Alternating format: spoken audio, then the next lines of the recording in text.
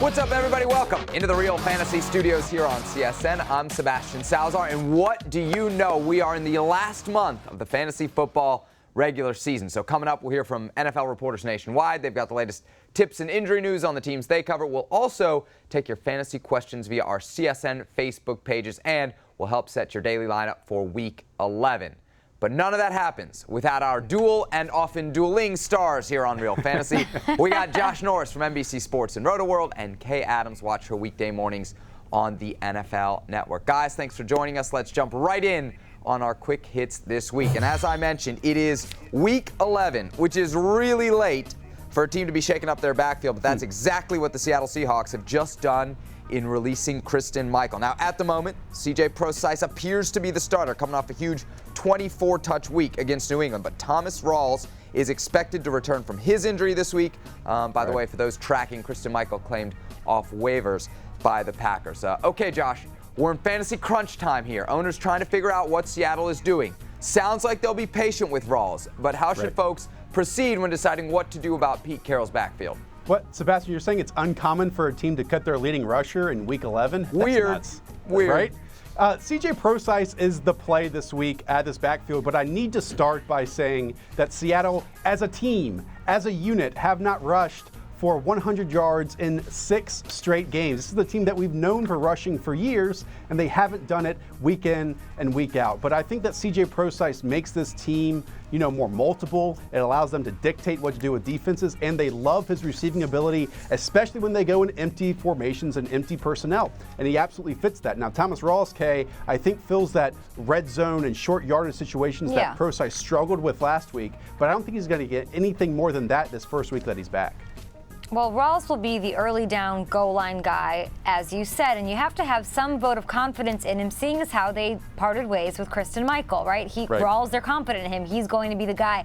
That, as a fantasy owner, brings, the light goes off. Pick him up because he will be valuable. I know that they haven't ran the ball a ton, and they do have some really tough matchups coming up, but if you can grab him, I would do that. This week, I would certainly play C.J. Prosise.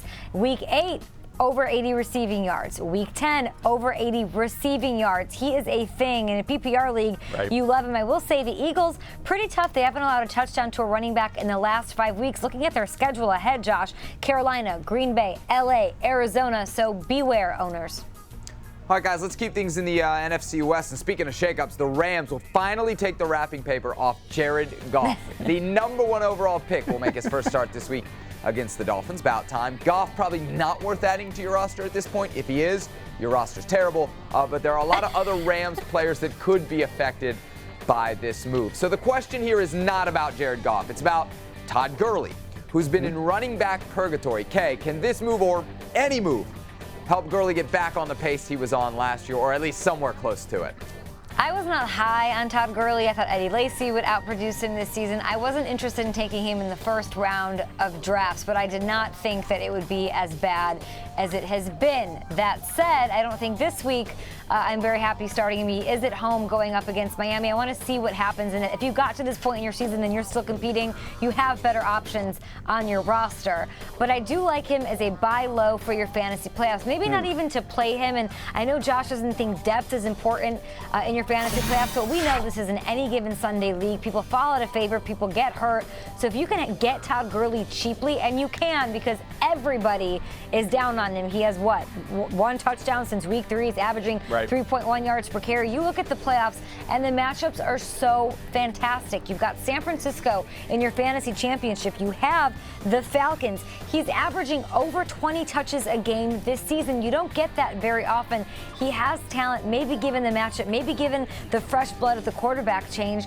He could have something. I would strike to make that move now. So, Kay, he's outside of the top 20 running backs right now. Do you think by season's end he finishes inside of that number? No. You don't? Okay. Then he's going to kind of maintain what he's doing with this, maybe I'm not saying a poor man's but I don't Frank think he's, Gore. Well, A poor man's He Frank. is. No, he's not a poor man's Frank He Gore. is right now because he's only getting 70, 80, 90 yards, maybe barely a touchdown. He's never going over 100 yards. That's poor man's Frank Gore right now. You're taking your 80, 90 yards and you're going. I understand the point that you're making, and you maybe won't get touchdowns, but you don't know what the future holds as far as the new quarterback there, and you don't know with those matchups. With those matchups, if one of your guys goes down, knock on my marble desk here. Not a bad thing to have Todd Gurley on your bench against the Niners. I did want to say this, though, because it's not like this Rams team is good, because they're the first team, since 2002 to win multiple games without scoring a touchdown. 2002. I mean, that's when people thought like Nickelback was good. That's back when Nelly wasn't making country music. Nickelback was good. You know, like that's a long time ago. That just means how bad this Rams team is. Jared Goff isn't going to make this team any better. He's absolutely not. Okay, I think he sustains what he's doing now. 20-plus touches, not the receiving totals, 70, 80 yards, and to me, he's going to finish outside of that top 20, even with that cake schedule like you mentioned. All right, guys, we have spent way too much time on the Rams. Let's move to our final quick hit here. We're going to try and find value for players owned in about 50% of leagues. Something new here on the show. TJ Yeldon, 54% owned. Seems a bit high. Cole Beasley keeps producing, is owned in 59% of leagues. Some might say that's a bit low. And remember when Will Fuller he was more than just a thing. He's still owned in 50% of fantasy leagues, but hasn't scored a touchdown since October 2nd. So, Josh, let's start with you. We're looking for players that are around 50% owned or less that aren't valued enough. And you're looking at the Redskins. I am. I'm looking at Rob Kelly. I think that no matter what, and this is going to sound funny after what I just said about Todd Gurley, but when a player gets 20-plus touches in a game, he's absolutely fantasy relevant. Rob Kelly's gotten that the last 2 weeks, and I know on paper this Packers run defense is really outstanding, but 90% of Rob Kelly's yards go for positive yardage. That leads the NFL. He's a very efficient and effective runner, and I think the Redskins, who are putting up tons of yards, 400-plus yards, will absolutely use Rob Kelly this week, Kay. Matt Jones is still a thing. The Packers aren't the only tough matchup on paper, buddy. They've True. got the For Cowboys, the rest of the season, you're the right. Cardinals, the Eagles, the Panthers, the Bears. They're not bad against the run either. It's going to be very tough for Rob Kelly. Yeah. I agree. Matt Jones is not such a thing. He was inactive last week, and that was more the healthy scratch variety. All right, Kay, you think Jack Doyle, who's averaging like 7+ targets a game over the last month, should be owned in more than 35% of leagues? I saw that number, and it does seem low. I think if you're in a daily situation, you should certainly target him. I think it'll be a contrarian play because people are worried about Dwayne Allen being back. But with Dwayne Allen back, Doyle still got 9 targets, catching 5 of them against the Packers. But he's still a thing. He's going up against the Titans. They allow the 3rd most catches to the tight end spot. They've allowed a lot of touchdowns recently. Doyle's a good play this week. All right, guys, let's go the other way on this. Players that are owned in maybe too many leagues. Guys, perhaps overvalued. Josh, who are you putting in this most unflattering category? Well, Matt Asiata and really Jerick McKinnon as well. It's this entire Minnesota rushing offense. I mean, they're last in the league in terms of yards per carry, 2.7. The last time a team finished lower than 3 yards per carry, it was the 1994 New England Patriots. Sebastian, this team started off on a hot streak, the Minnesota Vikings, and really hit the decline. That kind of sounds like your DFS profile we've seen as of late here. Oh, wow. Already. That's a spoiler alert, bro. You can't be giving those out early in the show. We got to keep the folks watching. All right, I'm done with Josh. I'm going to move on to Kay. Kay, you've been banging the Marcus Mariota drum here for a while. He's owned in 89% of leagues, but is there a chance that this might be his high watermark, so to say, this season? Yeah, I'd say 19 total touchdowns in 6 games is pretty great. He hasn't thrown an interception in the red zone all season. It's pretty incredible what he is doing, and he's got the Colts this week. That's a great matchup and a perfect time to sell high. You can stream a quarterback like Colin Kaepernick or Eli Manning perhaps this week that you can play. Now's the time to sell him because he's got the Colts. He's got a couple nice matchups. Then he has a bye week, so that's a lose for everybody. You can't play him then. And then he's got the Broncos, and he's got to go to Arrowhead. I'm not sure what he's doing is sustainable, especially when it matters in your fantasy championship. There's a lot of depth at quarterbacks. Play the matchups and sell high. Get some running backs or some wide receivers back. Josh, Kay, great stuff. We'll take some viewer questions live on Facebook in just a bit, so don't go far. Right now, though, time to go around the league, and we'll start with the big news in Chicago. Alshon Jeffery suspended 4 games after testing positive for PED. So who gets the bulk of Jay Cutler's targets moving forward? Well, here's John Mullen of CSN Chicago to kick off this week's Cheat Sheet. Loss of Alshon Jeffery for 4 games on top of already losing Kevin White. The Bears' passing offense has to go to somebody. The first logical choice was early on Cameron Meredith, but he had a connection with Brian Hoyer, who is now out.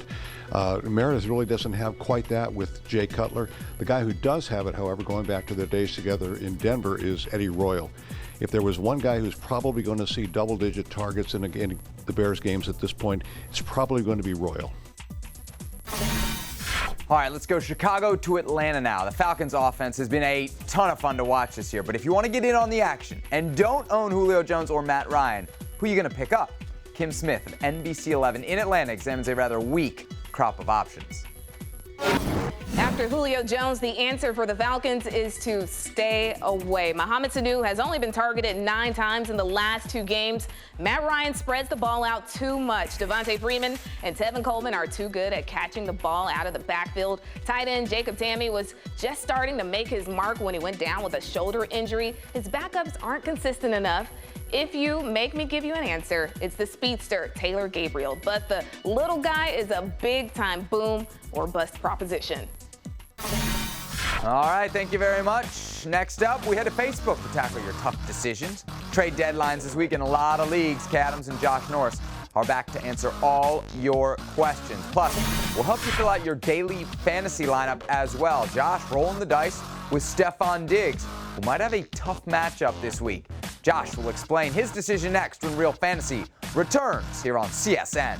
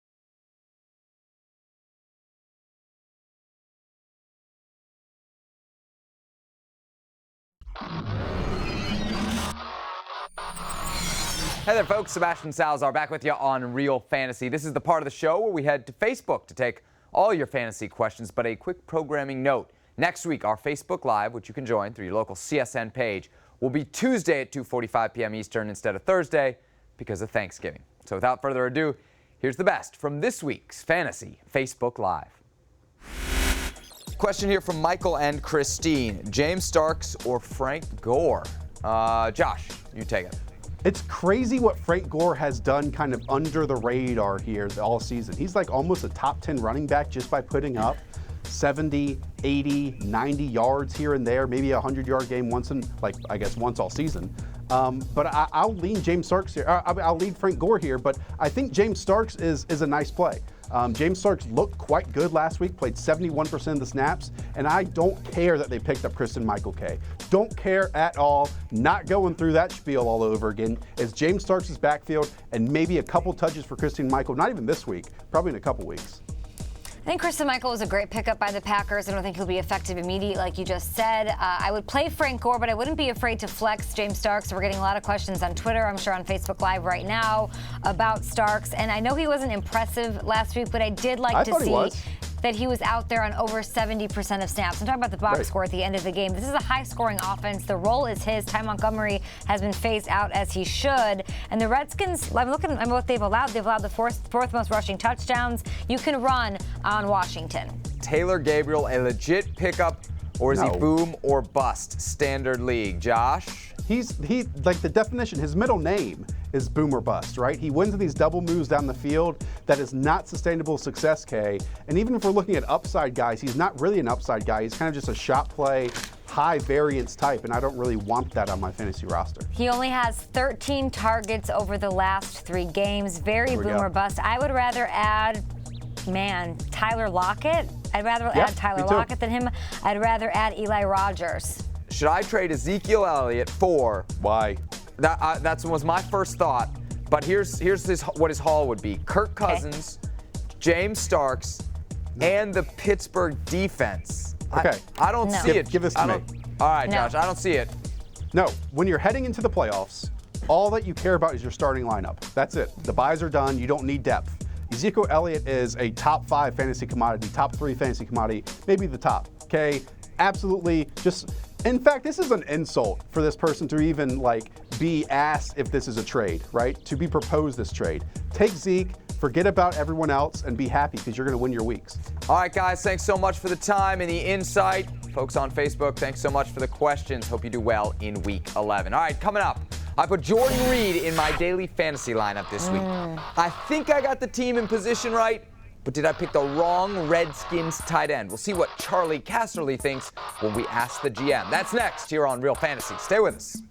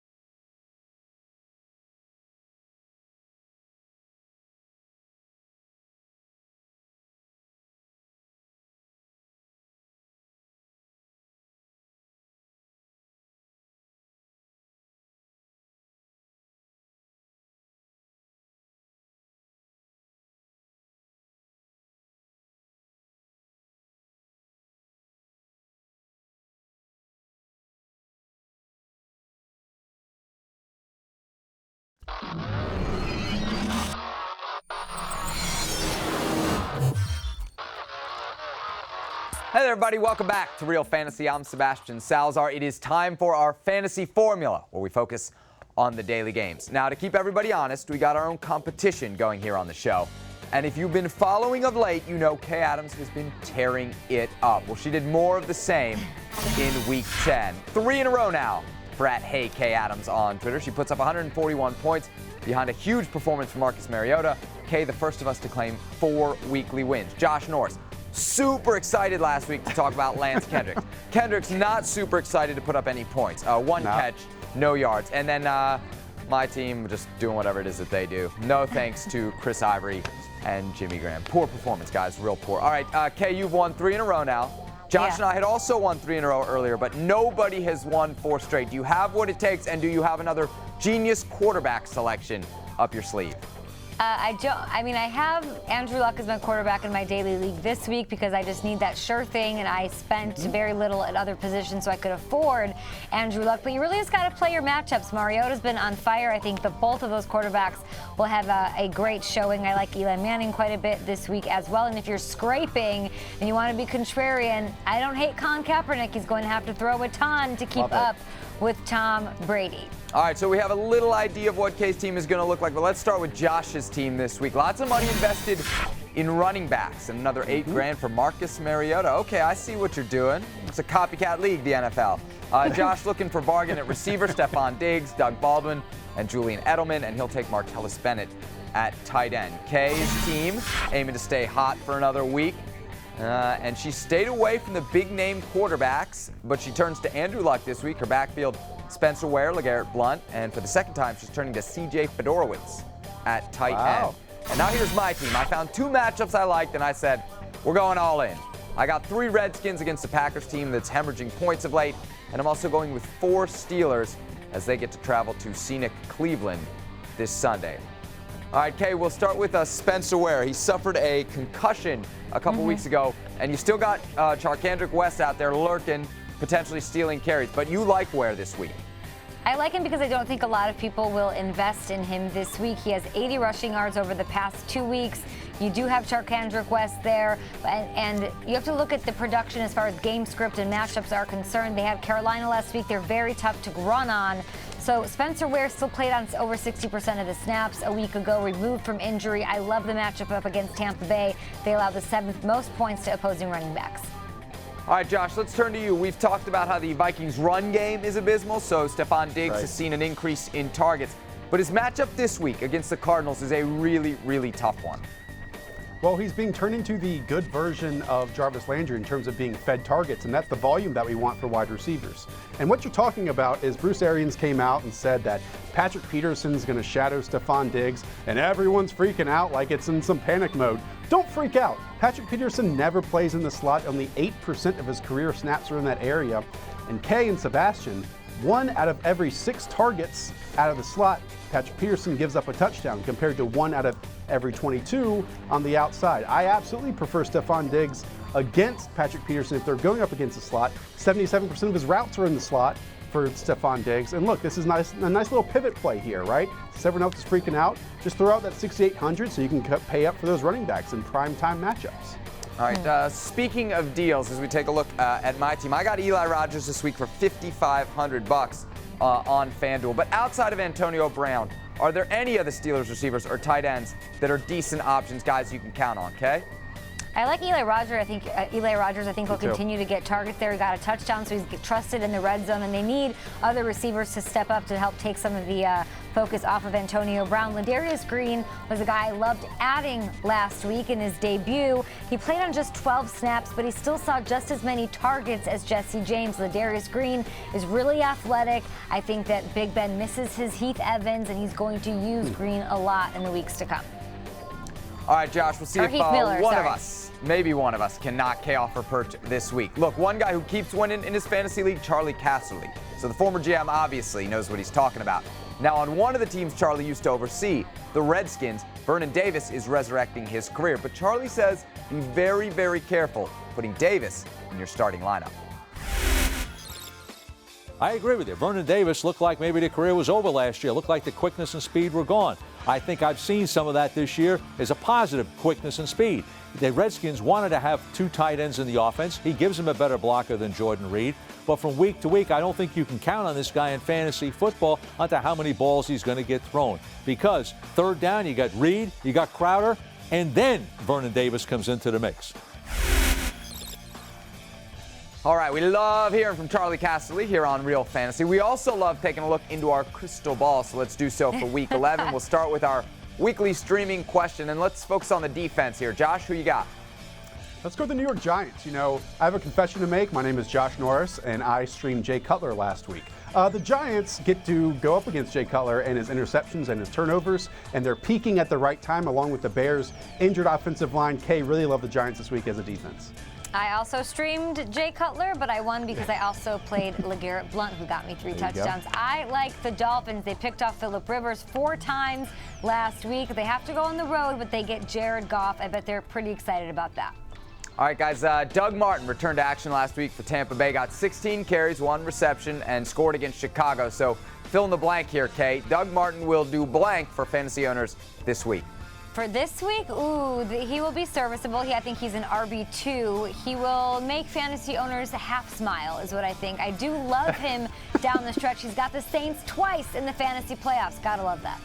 He will do better than he did in Week 10. He only played 41% of the snaps, only 50% of the touches. Look, the Chiefs are a difficult matchup, but Doug Martin, other than Mike Evans, is the most consistent part of this offense. I think he's a fringe running back 1 this week. All right, one more look into the crystal ball here. Arizona's J.J. Nelson, a hot name on the waiver wire last week. But instead it was Michael Floyd that came back from Bruce Arians' doghouse to have a big game. So who has a better Week 11 against the Vikings, D? Is it Nelson or Floyd, Josh? Neither. Neither of them play well. I'll go with J.J. Nelson, even though he literally dropped his opportunity. But you want David Johnson, you want Larry Fitzgerald, you want no one else, Kay. Josh, is that because there's like a pie chart of the offense of Arizona and it's all David Johnson and all Larry Fitzgerald? That is right. Those are the only 2 guys that you can trust. If you're looking for a wide receiver to add, look at Cameron Meredith, look at Tyreek Hill. All right, guys, perfect. I couldn't think of a better way to end the show than with a pie chart. Perfect stuff. All right, that's it for us here on Real Fantasy. Don't forget, you can join us every Thursday right around 2:45 in the afternoon for Facebook Live. Get your questions into our experts then. For Kay Adams and Josh Norris, I'm Sebastian Salazar. Thanks for watching, and as always, good luck in Week 11.